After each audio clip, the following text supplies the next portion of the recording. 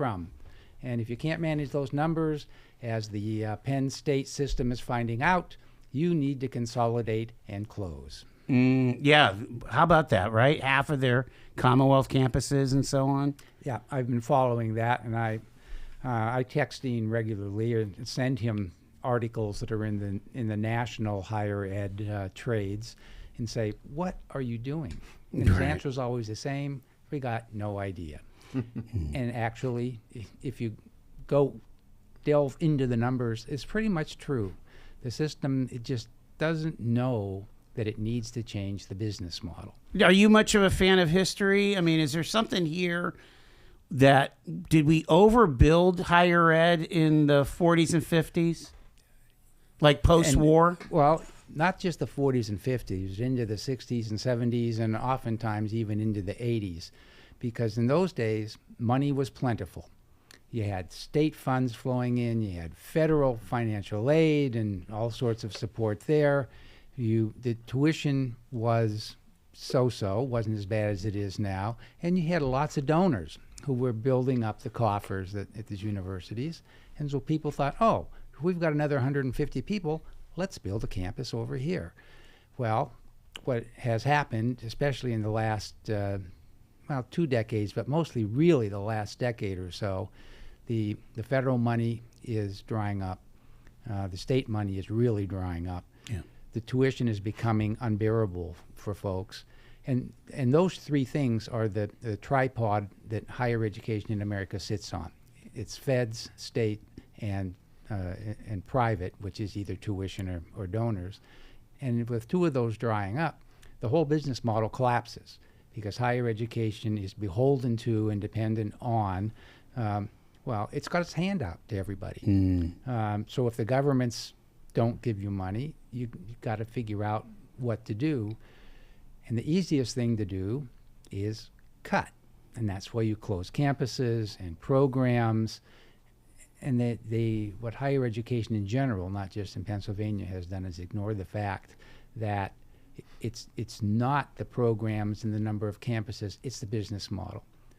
Higher education is not for profit, which is a term we could discuss if you want to do numbers. Yeah. But the basic thing is it needs to go to the same economic model that drives the industrial complex in America. And that is, you got to bring in more money than you put out, and if you don't, you're going to go out of business. And that's what's happening right now. People like to say, well, higher education isn't a business. It's above all that because it's pristine. Well, it's not. And that's where you get into the politics part of it. It seems like the bigs get bigger and the smalls are just left for the scraps. And so it makes me wonder, like, are universities now football teams that have an education, side gig? Because it seems like Georgia's not crying poor, right? Yeah. Michigan isn't crying poor. Penn State kind of is, but maybe they're overbuilt. You know what I mean? Yep. These big football schools. And you're exactly right. It's not just big football schools, but it's any school that has a large endowment.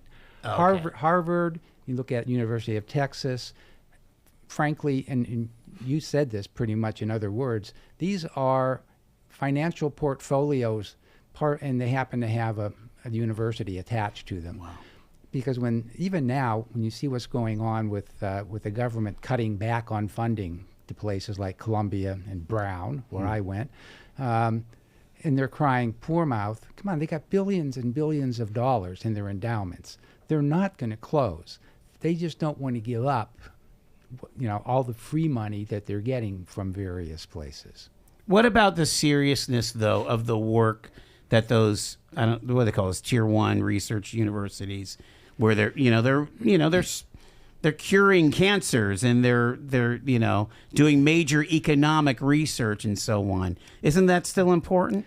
It is important, and some of them are doing that, but you'll see at the ones where there's really important research going on, it's sort of separate from the rest of the university. It's the medical center, it's the medical, some of them even call themselves separate medical universities that are attached. And so those are fine, But there's a lot of other research going on to the tune of billions of dollars for things like, and this is true, researching how to make ants transgender. And I kid you not. Right. It's one of the things that doesn't make the headlines Right, very yeah. often, but there's a lot of that. Now, I say that as a person whose majors were Latin and Greek. Oh, But, right, yeah. but in those days, you could get away with it. Today, I'd be at the underpass with a can. You know, to begging. me. Well, let me push it back a little bit on that, because there is a small narrative that says, and maybe it's from the folks like Hillsdale and Grove City, where they're saying, heck, let's get rid of all of the work-based education and go back to the classics, the great American texts, and learn Western civilization. What do you think, Bill? I think that's a very legitimate perspective. And St. John College in Maryland, Okay. it's the same thing. It's great books.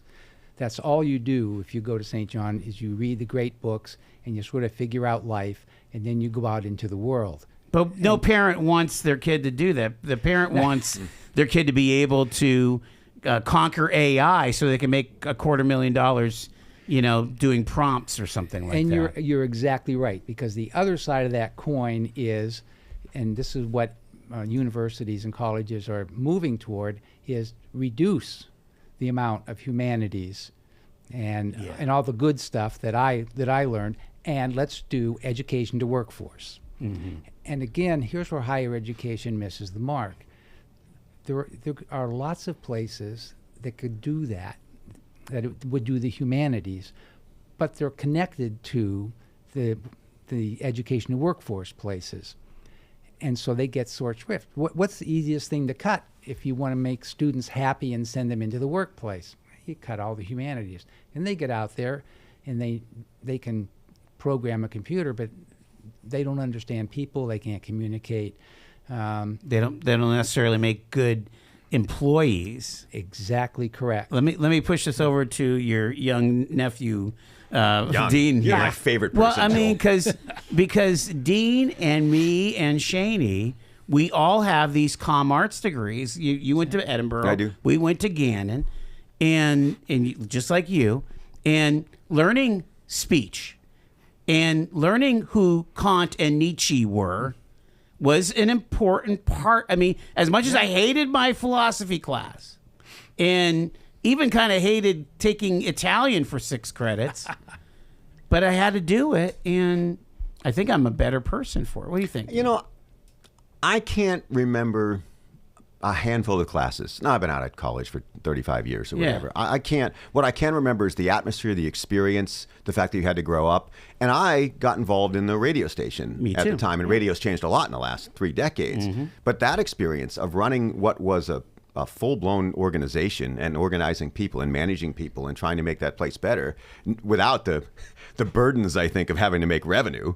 Right. You know, make it pretty easy, of course. Yeah. But I'll remember that. That taught me more than any class ever. So there's more than just book learning, whatnot, that I think you can take advantage of in that whole atmosphere. So I don't think I would have accomplished nearly what I have. Some people think I have accomplished nothing had it not been for that experience. There's a lot more to it than that.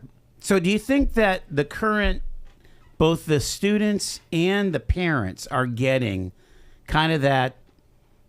I mean, I always wanted my kid, when my kids went to school, they all went to state schools, and we made sure that they lived on campus because I wanted them to get that full-blown experience, even if it was, 10 miles away or 15 miles away in the case of Edinburgh, right? Did you live on campus? Yeah, on and off, yeah. Yeah, I mean, There's a lot to be said for the campus experience. There's no doubt about it. I have a granddaughter at Penn State now. And at State University Park? Or- Yeah. Okay. And she loves it. They all love it except when they lose to Oregon. Right. Wow. And I've been on lots of campuses. I was a research professor at University of Delaware and Temple University and a couple places in the West. And there's something to be said for that experience, but even that experience now is being diluted with social media. Right. You got kids in their dorms scrolling instead of going down to the quad and hanging out. You're exactly correct. And they're doing it in the class. They're doing it in the quad. You know, we used to say, you know, see you in the quad, and we talk to each other. Yeah. Share an apple and well, I mean, for us and Shaney, you had a little bit of this. My most favorite times was in the upstairs of the Gannon Theater where all the kids hung out. The management of WERG had their mailboxes there, so that's where we got the mail. We read the trades. We talked about, you know, famous disc jockeys and you know what was happening at the TV stations or whatever, and that was kind of our community, right? Oh, absolutely. You know, because I commuted my first year at Gannon, and then when I moved on campus and I was around a whole lot more, we were constantly meeting up in the theater, meeting in the scene shop, and you know, I didn't do as much with radio back then, but yeah, you form a community when you're there all the time. Yeah, and so I mean, that you can duplicate that, you know, at the computer club, right? Or you can duplicate that, you know, if you pledge, you know, a Greek, you know. And I also have a granddaughter at Arizona State, and she just pledged a sorority. Wow. And she loves it. She really loves that social aspect. You made a synapse fire. When I was at Gannon, I commuted all my time there, but there used to be a coffee shop down in the basement. Yes, and Scrounge. Yeah. Okay. Yeah. And that's where we'd go. Yeah. And you know. And talk to each other, and we listen to music, but there was no diversion, you know, no social media that took our attention away from the chick I was trying to date. Why don't you grab the headsets? We'll grab a phone call here. Hi, you're live with Dean and his Uncle Bill here on Talk Erie. Stay with us. Go ahead. All right.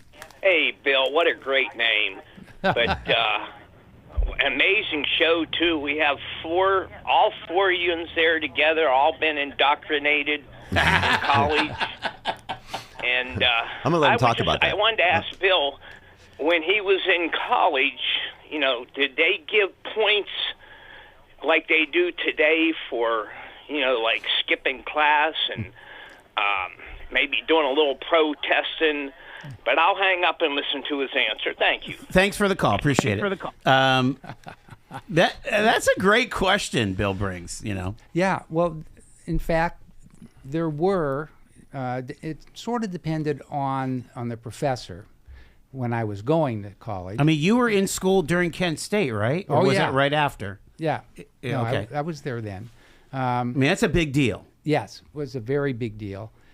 But it, you know, the answer was in those days it was transitioning from a really, really strict, you know, you had to be there to attend the class, or you lost points, or if you know, I always said if you want to miss class, remember that your grandmother can only die once every semester.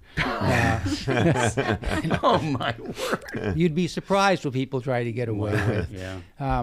But then when I was on the other side of the podium and I was teaching, I always made sure that if you didn't attend my class, you were going to miss something. You might miss a quiz question that I was going to ask, or sometimes you miss the fact that the next time you come to class, there's going to be a test. Right. So it was a balance in those days. Now, with as much online as there is, if you don't go to class, usually the class is on a video and you can watch it there. Sometimes you can stream it live from the dorm room. So it's not as rigid as it used to be. Do you think that part of the technology where basically COVID forced some tactics to come into play and now they've hung on to them, is that just a detriment to the learning experience, or is it additive? Well, that's a really interesting question, because I don't think that it's additive. I think it's the is part of the evolution of what the higher education ecosystem is going to look like. We used to say, well, it'll be a hybrid model, and I used to teach hybrid classes where you come to class sometimes and sometimes you do it online. But I think what we're going to see is that hybrid is going to continue. There will be a few, and you said this earlier, there are going to be some big campuses that will still function in the way that us old people remember higher education. Like 800 kids in a freshman English class. Yeah. Yeah, I did some of those. Did you? Yeah, and then there's going to be a lot of smaller colleges that are going to find that if they're going to survive, they're going to have to go online, and some of that will be the humanities. That just cuts me to the quick, Bill. And me too, I have to tell you. Yeah. We're talking to Bill Pepicello and Dean Pepicello. Yeah, we got to talk about that. We're going to take our first break. It is 4:52 on a Monday edition of the Joel Natale Show. Stay with us.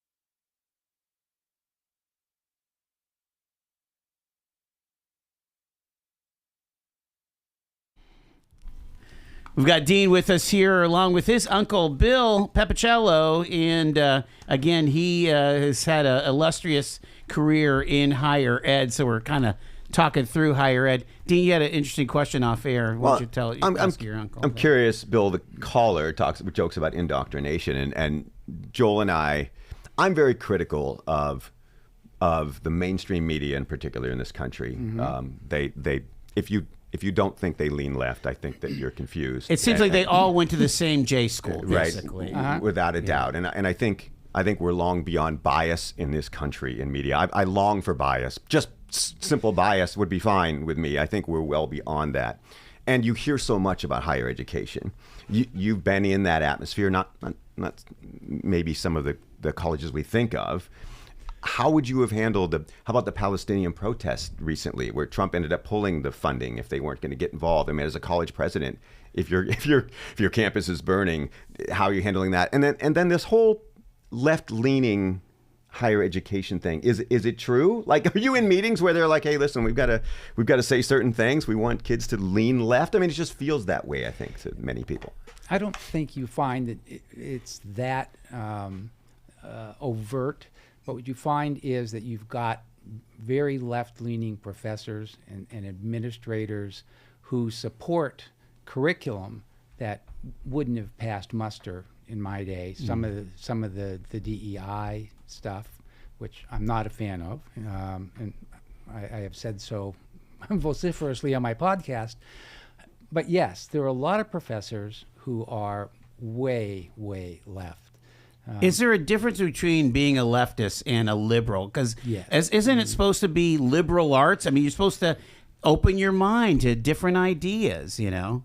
Yeah, you're absolutely right. Liberals are a lot more to the right than they used to be. I mean, I thought I was a liberal when I was in college, but I never burned anything down or killed anybody. If I'd been a president, Dean, to your question, I'd have shut the damn campus down immediately. I would not have waited for help from the outside. Risking the whole you're an anti-free speech person, like you would have gotten a lot of backlash publicly had Yeah. you made that decision. But Well, you still would have made that decision. That's the risk you got to take. If you're going to be a president, if you're going to be a leader, you've got to take decisive action. You can't sit there before senates and when you're asked a question say, well, it depends. I don't know if that's bad or not. What's the situation? Well, the situation is your damn campus is on fire. Well, I mean, some of the video of Columbia and UCLA Yeah. was astounding, and it didn't look like there was any control going on there. It looked like we were flashed back to 1968 or the time of the riots after Kent State. you Yeah. know? No, and I'd say you're about 95% correct in that. There was no excuse for a college president or administration to let that happen. It just shows, for a strong word would be cowardice of higher education to address things. One of the things that I like to point out is those riots are things that higher education used to say, we study those things. We don't do them. Yeah. We go out and study how they happen and what happens. But now part of the reason higher education is in the situation it is that it's decided it's going to wade into the political atmosphere and the social issues, and it's not prepared for the blowback. It's amazing too when you consider that most of the time college presidents spend all day long talking to entrepreneurs and industrialists because that's where their bread is buttered on. We're talking to Bill Pepicello and Dean Pepicello. They're here on a Monday. We're going to go to the news break, and we'll have more after the news. We'll get into some more national politics right after we get back.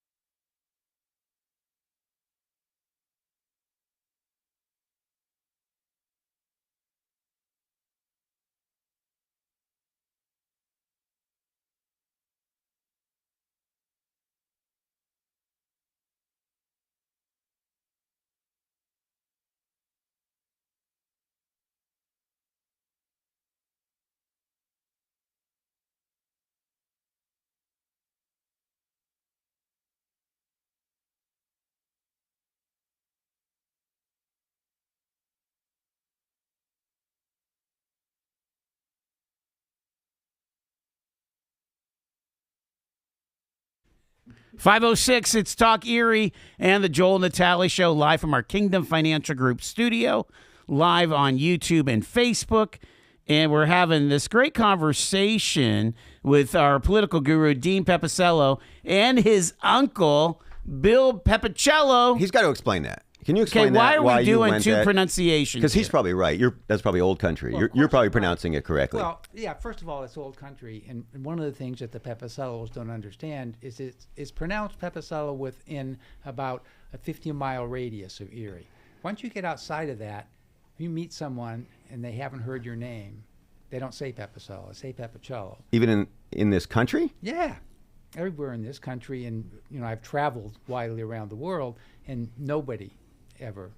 So you're wrong. What do they say in Italy? They say Pepicello? Yes. Do you enjoy that, telling me I'm wrong publicly? You enjoy Well, that? yeah, What does it mean? What's it stand for in It English? means essentially Little Joe. Little Joe. Yeah. Really? Yeah. Because the Pepe is, Yeah, would have been Oh, the it's Joe little. part, and the cello is is little. Isn't that cool? The family. I have I'll the. just call you Joe, Dean. No, we have lots of Joes We have in the lots of family. Joe. We do have lots Joe of Joes. Bring that up. Pepicellos. Yeah. Joe Bag of Donuts is what Joe most people Bag have of called me along the way. But oh man, I use learned some something. donuts, yeah. I learned Yeah, something cool. about the family. The first group. I don't know when the first group, but the modern group came over in 1910, 12, somewhere in there. And most of them settled between here and Buffalo. Yes. I was going to say Ellis Island or somewhere else. Yeah, no, through Okay. Ellis Island. We actually, one of our relatives went to Benevento from that part of Italy, but they have the manifest Yeah. from Ellis Island. So it's really just a copy of it. So we saw that recently. It's pretty cool. What do you guys think about? Hey, let's jump into politics here. Immigration's pretty much come to a stop. There is, and you can weigh in on this, Bill. There is an attack on the student visas. Basically, they are just eking out the minimum of student visas at each embassy around the world to go into the U.S. The U.S., fortunately, still, at least for now, is still the most desirable university structure in the world. But even that could be shrinking. You've got places like the European Union and Canada saying, "Hey, if the U.S. won't take you, high knowledge worker, we'll take you and give you a student visa." And What's your thought on I all don't want that? to jump on that too, but you're from a border state like Arizona, like Yeah. so immigration. Yeah, So if exactly. you could deal even with all of that, Yeah. I know it's a lot, Well, but yeah, before we delve into higher education, yeah, as a border state, the problem with immigration for us, and if you've never seen it, the Trump wall is just an amazing thing. And along massive, our southern yeah. border, there are actually 3 of them, increasingly higher as you go. Wow. But for us, a major problem is that the people who come across, mostly illegal, will do work that Americans won't do. So it's a double problem because first of all, you have to support the Americans who won't work, and they're getting supported through unemployment and those avenues. But then the immigrants who come over, and the illegals are the worst part for us, are also being supported by us, and they're being supported to a tune that is better than how the Americans are being treated. For instance, a typical immigrant who comes across the border makes more money than anybody on Social Security. Yes, on a monthly basis. Makes what? How do you mean makes? Is By given, working or is given? It- So yeah, stipends. They're given that in addition to anything that they might earn because they do lower income jobs. But they get a driver's license, they get benefits, they get education, and oftentimes an additional stipend from the government, which is often in excess of the total would be $4,000 a month, which is much less than a lot of Social Security recipients Much more. receive. It's much less. Or that's much more. Right. The Social Security Yeah. is less. Thank you. Wow. Yeah. So that's a problem for our economy, and that's before you even get to education. Interestingly enough, there are school bus routes along the southern border that run across the border into Mexico to pick up the students and bring them back into the United States to go to school. So that's a whole different world than we know here in It PA. is. And all the students and their parents are given documents that explain how to come and get all of these benefits. Can you address the education component of it, the student visas and that? 'Cause Yeah, well, that's that- had significance even here in this market. Sure. Yeah. Well, Even President Trump said, if he doesn't keep the student visas going, it's going to be a lot of the mid-sized schools that are going to be really hurting. yeah, it'll be some of the mid-size schools, but the ones who are crying the most are the larger schools. And the reason is that students who come internationally pay full price up front. And why wouldn't you want that? Right. And then once they get here, whether they stay or not, that money is in the coffers of the universities. Now, obviously, that's going to hurt middle-sized institutions more. But when you get to the mid-size and smaller universities and colleges, they got a lot more problems than student visas. And yes, I am conservative, and but I think to a large extent I do support using the visas as leverage. I think you have to have some way to get the attention of higher education institutions. The only way you can do it is with dollars. Wow. The so you've got immigration kind of drying up to a crawl. You do have still a historically low workforce participation rate. And we've kind of built this kind of almost dystopian future here where, kids are not getting the kinds of skills that they need to get into the jobs of the future and really the jobs of the present. And it's just not a good situation, especially for those of us that are either retired or at retirement age. I mean, there are so many craftsmen out there that they want to be able to hand their construction trade to somebody, but there's nobody back there to take over their plumbing business or to take over their fine drywalling, mudding.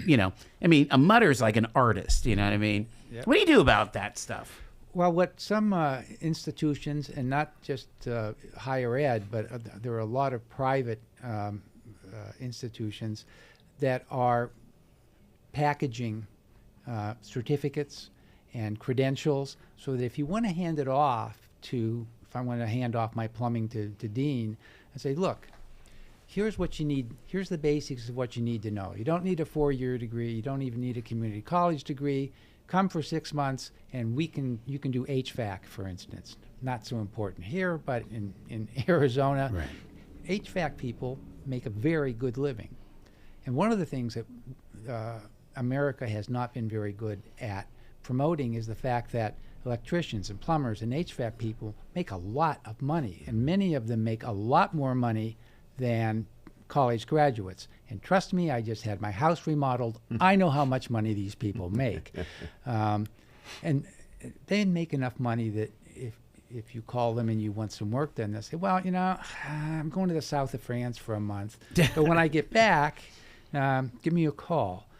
And I think, I don't know if you know Mike Rowe. Sure. Okay.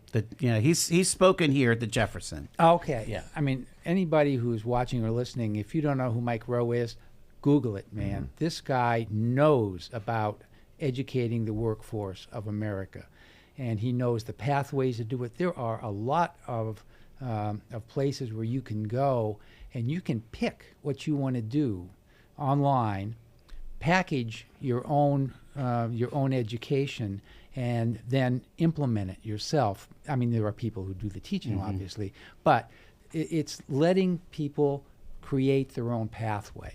What about, though, the young ones that are like, heck, I'm just going to drive a little DoorDash. I'm going to, live with my parents, play on my Switch. I mean, there's more than that than I like to see anyway. Yeah, I think in large part we're going to see that whole sector collapse because their parents are going to die. And their parents aren't going to have anything because they gave it all to them while they were living in the basement playing video games. I mean, no, it's not a sustainable economic model. And it goes to the attitude of that particular generation. We won't mention it. But that I see that happening. That there has to be a way forward. And as long as there's somebody else paying the bills, Yeah. you can afford that lifestyle. But at some point, you're going to have to step out into the real world, and it's not going to be pleasant at all. Grab your headsets again. We'll grab another phone call before the break. All right. Hi, you're live with Dean and Bill here on Talk Erie. Hello, everyone. I'll try and make this as short as possible before your break. A few observations. Higher ed was mainly based off the monasteries, enlightenment, learning how to read the Bible for illiterate people to become literate. Enlightenment turned into a way to get a job, and a lot of it now is what school have you been affiliated with, which is kind of fading away. What I hear, what I've read online, people learning more online or on the job than they're learning in the colleges coming out. My middle schooler years ago, about 15 years ago, superintendent of Erie walked into their assembly and said, "All of you need to be going to college." Well, I couldn't believe that. My dad, the barber, needed to have a college degree. I mean, is that what they want of the whole workforce? Everyone had to be college educated, or are they trying to say everyone needs to be enlightened? Well, now it's gone to a point where we can't even afford a college education. But I agree that there needs to be a balance where we need tradespeople. We need people that are skilled in other things, and we need enlightened people that are going to use their own head and think for themselves instead of just blindly follow whatever they see online or they hear on the news. But the one thing that really got me, and my biggest pet peeve, and I'll leave the air for this, if a parent is providing partial or full tuition, how is it the colleges shuts them out from even seeing the progress of their own child? Thanks for listening. Thanks. Appreciate that. Care to comment on that? Well, again, you know, we have helicopter parents that insist, Right. you know, but if you're paying for but it. first, the history lesson for young Yeah. Dean. We created this mess with work and enlightenment being divided with the GI Bill after World War II. The GI Bill provided all kinds of money for returning veterans, but it was built on the premise that your education was useless unless you had a bachelor's degree. If you didn't have a bachelor's degree, you were gonna die painfully. And so community colleges, vocational education was abandoned right after World War II. And what we're seeing now is we're reaping the benefits of that mistake, because there are still lots of places, lots of parents who say, if you don't go to college, you're not going to amount to anything. And we're finding out that's not right. Yeah, I think it's trending back in the other direction, Yeah. but it's it's too late. I mean, it's not too and late, I but think it's late. I think we end up being at the extremes. You know, I mean, my kids needed their degrees in order to be where they are. You know. Yeah. But not everybody needs to do that. It's got to be much. We should be much more data driven, and there's just too many kids that are just. They're like flotsam and jetsam. They're not grounded in what their strengths are, what their passion is, and what they could be a successful citizen. I think the Western civilization depends on the young people figuring this stuff out.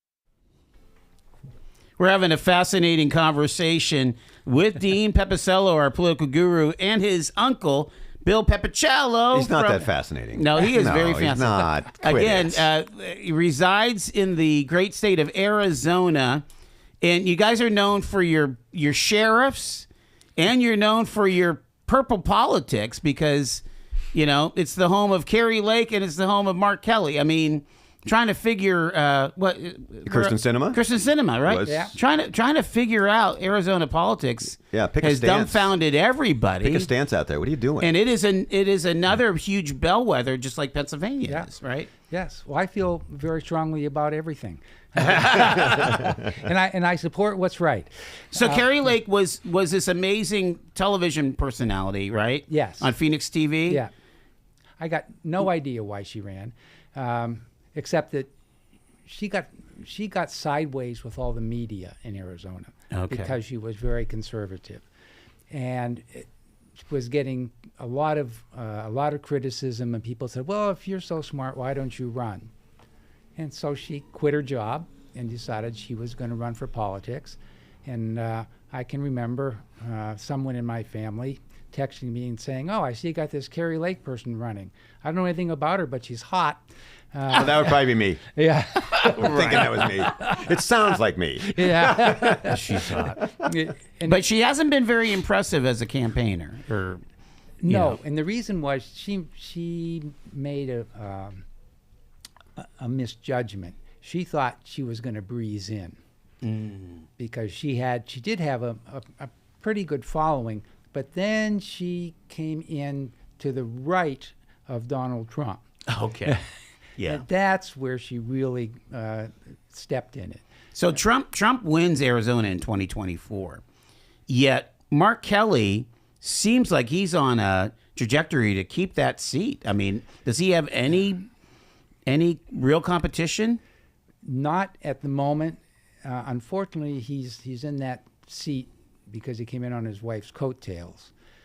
Who is the representative that was Gabby Giffords? Gabby Gabby Gifford? Giffords. Yeah, she was shot. Yes. Again, political violence, right? Yeah, she was shot, and basically, she could have run.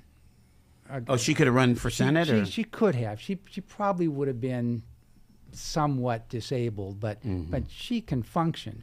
But they decided, oh, I got an astronaut husband. Let's run him for the seat.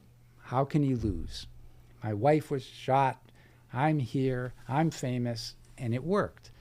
We'll see how long it goes, though, because he's taking some leftist stances that, as Dean pointed out in the break, you know, we're sort of moving from blue to red, and I think we're going to see that continue.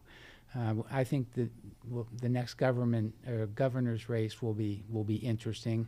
The mayor of Phoenix, I think, is going to be in trouble.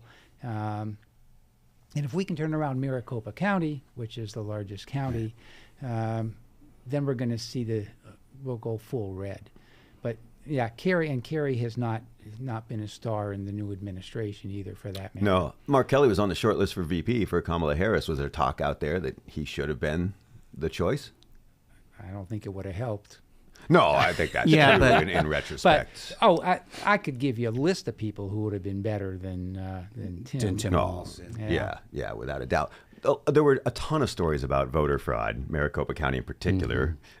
You see any of that? You know any of that? What was the reporting out there? Like, people are they offended, Maricopa County, that Donald Trump and maybe many on the right feel that there were irregularities? Well, everybody feels that there were irregularities. They don't all feel that they were in Trump's favor. Okay. The problem was across the board that too many people touched the ballots. How they were collected, and then after because they could be collected in batches. I could take a big bag of ballots and dump them somewhere, and someone would come and get them. Who? Well, we weren't always sure who was getting them, where they were taking them, or who was counting them. And sometimes we'd find that the mechanical counting would break down, so then they'd have people doing it, and the people were not properly vetted who were counting them. I mean, it was a mess on several different levels. In 2020. Was that Yeah. fixed for 24? Or are you Yeah. talking in the most recent election? I'm talking most recent. Wow. Still. Yeah. Well, remember here in PA, we had the issues with, a whole batch of mail-in ballots were wrong. They had to get them reprinted. They were late. I mean, there just seems to be a lot, and there's a lot of attention on those things now compared to the old days with the mechanical, voting booths or what have you. Yeah. Do you see a lot of the correlation between, how important Arizona is and all the attention in Arizona in a presidential race and what we see here in PA? Yeah, oh yeah, absolutely. Those comparisons are very strong in Arizona. I mean, we look to see what's going on here. I speak as a Fetterman fan, obviously. Yeah. And he was just interviewed over the weekend. I don't know if you saw it, but he basically said, I don't care if I'm a Democrat or Republican. I want to do what's right. And if the Democrats don't like it, too bad. He has crushed the far left. You look at his voting record, he's still a Democrat. Yeah. But he has crushed the far left. And I think if he wants to save his party, it's probably the appropriate stance, to be honest. I can't imagine him wanting any greater office, but he potentially could be like that center left or center, like a different blue dog kind of Democrat. He's also a survivalist politically, right? He's in his first term, and I know he has years to his reelection. Right. Pennsylvania is trending red. Say what you want. You look at the registration numbers outside Philadelphia. Now you look at Erie, it's close to being 50-50, and this Erie County hasn't been red in forever. Right. They may get there sooner rather than later in Erie County, which is the number one bellwether state for presidential elections. So he's a survivalist, I think, to some extent. I think John Fetterman's thinking about himself, but I think he's also natural. He's speaking. He's John Fetterman, right? That's what he does. You don't wear shorts in the Senate if you're not comfortable in who you are and what you say. But I keep saying he becomes more and more the leader of the Democratic Party that of old, for sure. And again, it goes on Fox News on a regular basis and rips his own party. It's pretty remarkable. And he's probably doing the right thing. Is there an heir apparent? I know we shouldn't be talking about 2028, but in Arizona, for those that are on the right, do they feel like that JD could be a strong heir apparent, or is that an open question still? I think it's probably 50-50. I think people would be open to someone else, but at the moment, everyone's happy with JD. We're talking to Bill Pepicello and Dean Pepicello and Joel and Shaney here. Time for news on Talk Erie.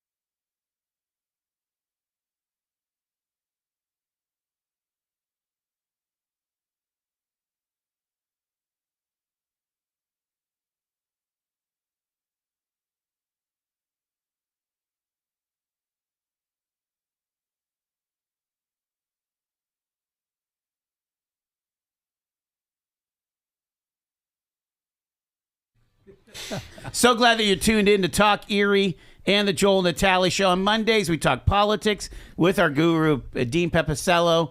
And he brought his uncle with us. He's an executive from higher ed and highly acclaimed. How many degrees do you have, Bill? Oh, brother. Only, I guess 4 maybe. How many languages do you speak? Depends on the day, but I can get by in probably 5. My gosh, that's amazing. So, like, where's your favorite foreign country to go to? That's a really hard question because once I retired, my wife made me travel all over the place. I really enjoy Australia. Really? Okay. Australia is a very interesting place. It's like going back in time in the United States. And the culture is more like the 60s. The people are amazing. They're just friendly and will do anything for you. It's very diverse, like the United States. It's bigger than the United States. Sure. Are they infatuated with the U.S. culture though, or not so much? Do they like their own culture? They like their own culture, but I will tell you that they follow us very closely. Yeah. We were just talking off the air about all the different foreign broadcasters that came to Erie during the 2024 presidential election, and they, like the Irish, like they were so on top of every little nook and cranny of our politics, like better than many of our folks. Yes, you know? that's true. Actually, it's been true in almost every country that we visited, and I've probably visited 30 or 40 countries around the world. I'm always embarrassed because they know more about our politics than we do. They know more political names and who's in what spot than I do. And I go, oh yeah, okay. That's not just a Trump factor then. No, it's not just the Trump factor. It was Interesting. That exacerbated it. It almost makes it sounds like their politics are boring, and the U.S. is over here like a reality show. You know, actually, that's pretty close. They don't find their own politics that exciting, but especially since Trump got into the mix, they're very, very excited. Here's an interesting piece of trivia. While Trump was in office the first time, it was everywhere we went. It went, tell us about Trump. What's Trump doing? This Trump, that Trump. Biden came in. Nobody asked us a question for 4 years. Nobody, and I'm not exaggerating. Not one question in those 4 years. And I traveled a lot. Trump's back in office. Everybody wants to know what's happening. What do you think that is, Dino? I mean, Entertainment. Politics is entertainment in large portions. Certainly, when they're not governing you, it's straight entertainment, right? Wow. And this form of government, this country, is still probably the most fascinating place in the world because we've been able to pull off the impossible, representative republic or democracy. So, 250 years is not that long, all things considered, in the places he's traveled. So we're still young to a lot of these countries. I think they're fascinated by it. We've been able to pull it off. We're entertaining, and we can still generally govern ourselves. It's got to be fascinating in most countries, I would think. Well, we'd be remiss if we didn't talk about some of the pressing issues of the day. And certainly this government shutdown that would kick in tomorrow night at midnight. I don't know. The leaders of the Congress were meeting with President Trump as we went on the air. What do you think? What happens? I mean, do we just slide into a government shutdown? Like, it's not a big deal, or what? Maybe. I think it's in the Democrats' hands. It's in Chuck Schumer's hands. In Jeffrey's hands. Do they want to fold or not? I mean, they're in a minority, but they can hold it up. We're going to do permanent firings. You know, kind of a Doge 2.0. Well,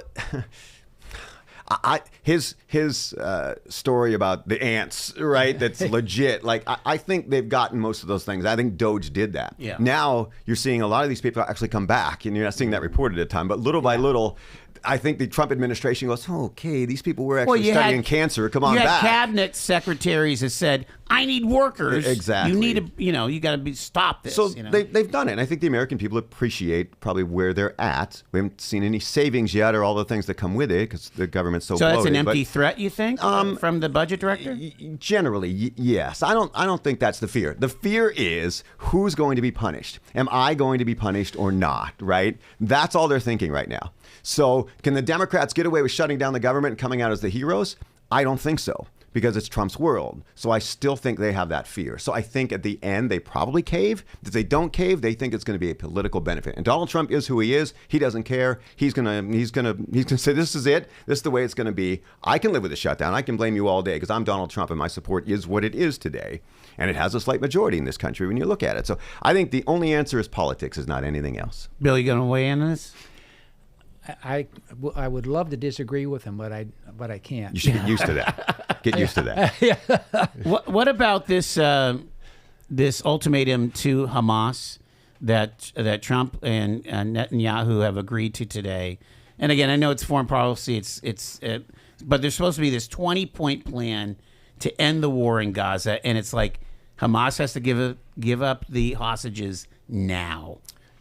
Bill's been there. He's been in the Middle East. He's talked to local residents. We talked about this briefly since you've been in town. You want to take this one? Because I think you're exactly right on this.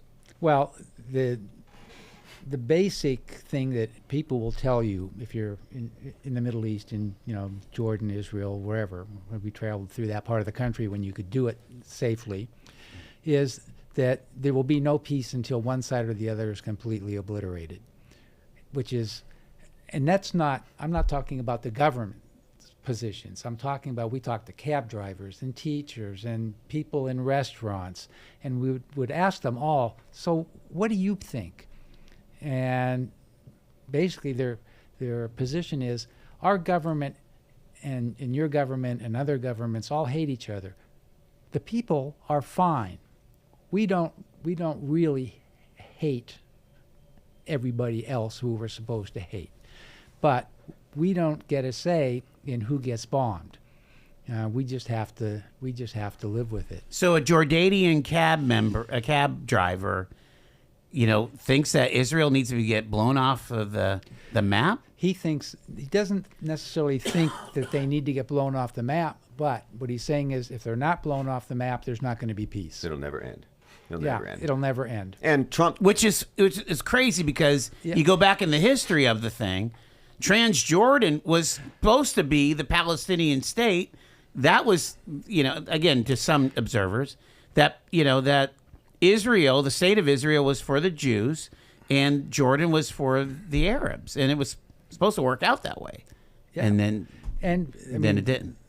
And again, I'm going to leave town, so I don't care. But genetically, they're all the same people. You're right. That's what makes it really difficult to understand. They're really brothers, sons of Abraham. Yes. Yeah. But somewhere along the way, it became a power struggle. Well, you're talking millennia. And exactly. And that's why I think you're right, Ian. I don't think that we're going to see anything come out of. I mean, Hamas right now. Just before you picked me up to come here, Hamas says, "Well, we haven't seen the agreement yet." Well, it's public. It's everywhere. You could get on your computer and see it, and they're saying, "Well, we haven't seen it, so we'll have to get back to you." Yeah, and Trump put Netanyahu in a tough position again today. Trump wants to be the hero. He wants the Abraham Accords. He wants to come in and say, "I saved the day here." And Benjamin Netanyahu continues to say, "Give us everybody back and stop bombing us, and then we'll have a conversation," which they're not willing to do at this point. So Trump continues to put Netanyahu in a situation where we support you, but man, give them their state and stop it. That hasn't worked. It hasn't worked for dozens of years, maybe not hundreds when you're dealing with the immediate past.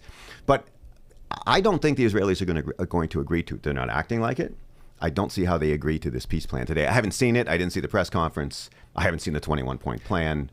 But I just don't see the Israelis agreeing to it. And I agree. There's no such thing as a two-state solution, in my opinion. Talk about President Trump's appearance at the UN. Again, basically just reading them the riot act. Your countries are going to hell. Stop immigration. I mean, like basically putting out his whole thing, and some UN states, or many of them, were appalled at how they were being treated. I loved it. I loved it. The UN is close to worthless. He described one of my favorite sayings. I'm going to send a strongly worded email. I'm going to do nothing about it, but I'm going to pretend. And he said that. You're sending Did he strongly really worded say that? emails or letters, and you don't back it up with anything. The UN, look, the European Union has sat around as Russia has invaded Ukraine and continued. They have been feckless, And essentially, still in that. bought Russian gas, natural And gas. Trump's like, hey, maybe you want to spend a little money on defending yourself because it's in your backyard. Like, I think the Americans understand that organization is a disaster. I think he called them out correctly. The idea of it is fine. It goes all the way back to Woodrow Wilson or whatever, right? Yeah. The League of Nations, right? I get the idea. It hasn't been successful. All these people have different opinions. And I think Trump is defending America first as part of that. It takes so much. I couldn't do that. I could not go in and do what he did. He just absolutely walks in, rips them all, and then walks out, knowing that they hate him as a general rule, other than a few countries. It's amazing to me. But I think it had to be done. I think he's on the right side of that issue, protecting this country. Am I crazy? Well, you're crazy, but not for this. All right. All right. But I agree 100%. He had 20 minutes to talk. He talked for an hour. Oh my and gosh. at the UN, and you're absolutely right. The UN is toothless. I don't know that it ever had any teeth, but at this point, he called them out, and he was absolutely correct when he says, "You don't pay your fair share. Yeah. You don't back up anything you say." You didn't hear anybody argue with him. They were appalled. They didn't like it, but nobody said he's wrong. I mean, and that's, to me, that's the real telling thing. Because I agree True. with you 100%. True. Domestically, again, sent Oregon National Guard to Portland, against the wishes of the governor and the mayor of Portland. He's heading to Memphis. I guess some either DEA agents or ICE agents stepped up enforcement in Chicago. Is this just push? What is this? No, he's having fun. I think he's having fun. You think this is trolling? If this was George Floyd I mean, these riots, are real troops. You ever been in Portland? It's not like I've been in Portland. I've been to Portland. Is it a dangerous place? Well, it wasn't when I was there, but that was a while ago. Come on. He's having fun. He's enjoying beating up the Democrats in the blue cities. And I think he likes to be tough on crime. Like, it's important. He works this show. That's what I think. But With both all of those due things respect, can be true. is that a proper role for the president of the United States to be trolling blue state Well, it's just mayors? Donald Trump. Really? You're asking about Donald Trump? I just find it entertaining. I think it was fine in D.C. I think D.C. was probably warranted. Well, when the yeah. cops say, hey, thank you, because we couldn't handle this. So Well, thank people you. are getting their heads bashed in and their cards jacked. Right? Portland, I mean, I don't horrible. know. I mean, I can't speak to it recently, but I think Trump is having fun, but I think he's also making a statement about what's important in the United States. Do we need to control crime? Does anti-crime need to be visible in these cities? And if it's not, we need to make it visible. And when he's smart, Are we trying to do a reset here, Bill? I mean, is this a reverse back to the mean of saying, you know what, you just can't have, no cash bail and all of these prosecutors that won't prosecute in some of these big blue cities, in large part, I would say yes. That is what it is. like a reversion to the mean. Yeah. Yeah. Wow. Because Wow. the pendulum you were talking about earlier, it went way too far on one side, and the only way to bring it back is to slap people upside the head, which is what Trump's doing, which is fun, but also we hope will bring results, because if you go in with the troops, get things under control, you take the troops out, then you say to the cities, and you better not do it again. Last question for the professor. I got a minute. What's the state of Western civilization? Is it under threat? Because this is my existential crisis that I'm living right now. All right, you give me the easy question last. Yes, I think there's a threat. I think you're seeing a large portion of it come from the United States. It has not, as far as I can see, sort of leaked over into Europe, for instance, or South America is a whole other deal, but certainly not in a place like Australia. But I think right now there's a reevaluation that needs to happen in Western civilization to what is the baseline, what's important to the word civilization. What does that mean economically, educationally, socially? And I think those levels right now are somewhat in flux. We'll leave it there. Bill Pepicello, thank you so much for coming. My pleasure. Thank you. Dino, beyond expectations. I just didn't want to do as much work today, so that's why I did this. It worked out great for me. Thank you so much. You bet. Mondays with Dean and his uncle here on Talk Erie.